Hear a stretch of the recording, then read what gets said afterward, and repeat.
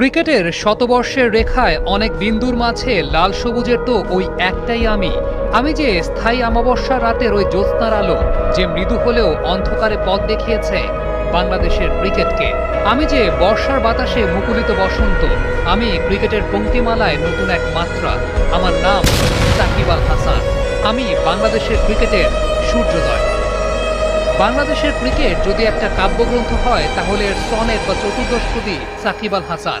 ক্রিকেটের শতবর্ষের রেখায় অনেক বিন্দুর মাঝে লাল সবুজের তো ওই একটাই আমি যে স্থায়ী অমাবস্যার রাতের ওই জ্যোৎস্নার আলো, যে মৃদু হলেও অন্ধকারে পথ দেখিয়েছে বাংলাদেশের ক্রিকেটকে।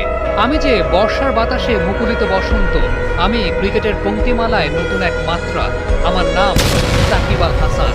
আমি বাংলাদেশের ক্রিকেটের সূর্যোদয়।